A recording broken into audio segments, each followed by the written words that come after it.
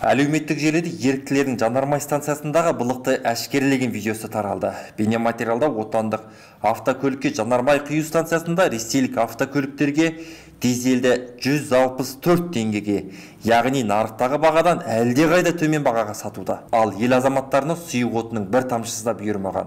Вот российские машины приехали, вот заправляются в Олимпетовке, заправка. Местным не дают казахстанцам.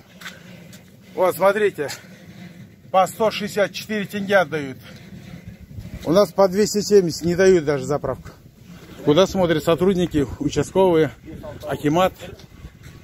164 теңгеден беріп жатыр. Елімізде дизельдік отын түрінің 1 литрі 230-300 теңге аралығында. Тіпті ең арзан деген АИ-92 маркалы бензин 173 теңгеден басталады. Бейнематериалдың астына желі қолданушылары келесідей пікір қалдырыпты. Простая контрабанда. В Орске оптовая цена 43 рубля, 251 тенге. Если одна машина вывозит 1 тонну солярки, то выгода 87 тысяч тенге. Если возят 90 тонн, то выгода 7 миллионов 830 тысяч тенге. Это выгода контрабандистов за один день. Министерство энергетики Казахстана из-за нехватки дистоплива провело переговоры с Россией об импорте около 100 тысяч тонн. Вот что делается, бардак. Где органы? Куда они смотрят? Сундук қой мынау.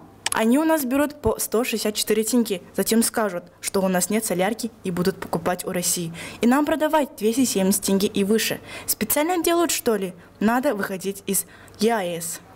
Жан-жағымыздағы Өзбекстан, Қырғызстан, Ресей мемлекеттерінде соляркаға баға көтеріліп кетті. Бізге қарағанда 100 теңгеден жоғары. Алып сату механизмі бұл жерде міндетті түрде жұмыс істейтіні рас қой. Және де біздің де ішімізде осы өнген өнімді сататын компаниялардың арасында әділетсіз жұмыс істеп жатқан компаниялардың барлығын көрсетіп отыр. Олар қоймаларын толтырып, бағаның көтерілгенін күтіп отыр. Биыл елімізде газ бен дизельдік отын түріне сұраныс жоғары болып, жанармай құятын станцияларда дефицит орнаған болатын. Дизель жоқ қой, міне от алмай тұр ғой машинам. Бітті ғой дизель. От алдырамай тұрмын. Заправкада жоқ барсаң. Астанадағы ахуал мүлдем басқа. Жүргізушілер дизельдік отын түрін кейбір жанармай құю станциялардан тек талонмен ғана алады.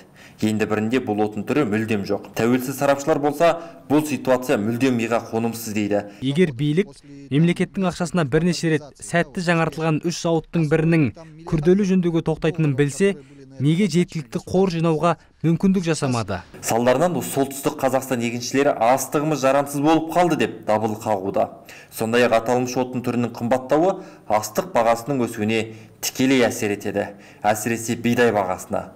Ал үкімет болса, бәрін нарық шешеді деп қолын сілтеуде. Басқа азық-түлік қымбаттағанда халықтың ашуын әрең басқан билік, нан қымбаттағанда не деп сытылмақ?